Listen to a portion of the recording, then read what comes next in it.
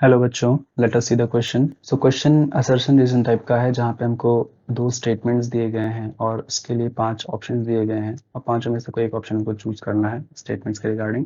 Statement हमें दिया गया है that solubility of AgCl in aqueous ammonia is greater than in pure water. और सेकंड स्टेटमेंट में दिया गया है कि AgCl dissolves in aqueous ammonia, complex ion formation AgNH3 का होल ट्वाइस और एक कैटायन बनता है, कॉम्प्लेक्स कैटायन बनता है, takes place and solubility equilibrium of AgCl is shifted in forward direction. तो आइए इसका एक्सप्लेनेशन देखते हैं कि स्टेटमेंट 1 करेक्ट है या नहीं। पहले बात कर लेते हैं उसी की। तो AgCl क्या होता है? AgCl जो हमारे पास है, AgCl को अगर हम क्या करेंगे यहाँ पे, अगर हम अमोनिया में डिजोल्व करते हैं, तो ये डिजोल्व होने के बाद एक कॉम्प्लेक्स का फॉर्मेशन कर लेता है, जो कि कुछ इस प्रकार से होता है।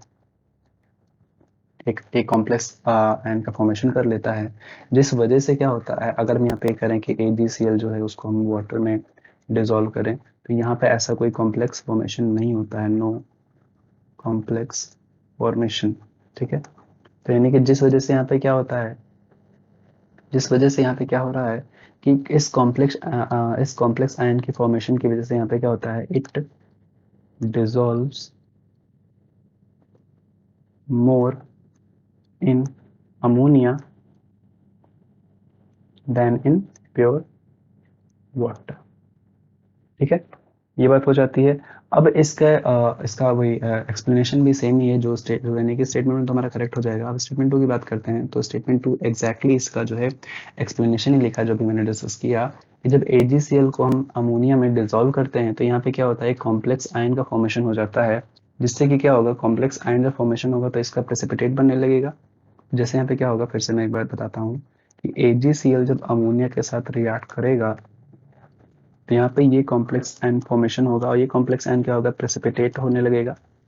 कॉम्प्लेक्स आयन क्या होगा, प्रेसिपिटेट होने लगेगा, जिससे क्या होगा, यहाँ पे प्रेसिपिटेट होने लगेगा, तो इसकी जब कंसंट्रेशन डिक्रीज करने लगेगी सॉल्यूशन में, रिएक्शन मिक्सचर में, तो क्या होगा, रिएक्शन जो होगा वो फॉरवर्ड डायरेक्शन में क्या होगा, प्रोसीड करने लगेगा, रिएक्शन फॉरवर्ड डायरेक्शन में प्रोसीड करने लगेगा। तो जो सॉल्युबिलिटी इक्विलिब्रिया, वही जो ने लिखा कि कॉम्प्लेक्स आयन फॉर्मेशन की वजह से क्या होता है, जो सॉल्युबिलिटी इक्विलिब्रिया होती है GCl की, वो फॉरवर्ड डायरेक्शन में शिफ्ट हो जाती है। तो हम क्या बोलेंगे, इसकी this results in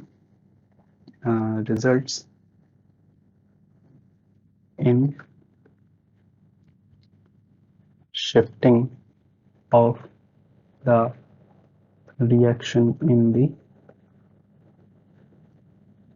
forward direction. तो यानी कि हमारा स्टेटमेंट 1 भी करेक्ट है, स्टेटमेंट 2 भी करेक्ट है, और स्टेटमेंट 1 स्टेटमेंट 2 को करेक्टली एक्सप्लेन करता है। तो जो ऑप्शन ए हो जाएगा हमारा, वो एकदम करेक्ट आंसर हो जाएगा इस क्वेश्चन के लिए। I hope you understand the solution.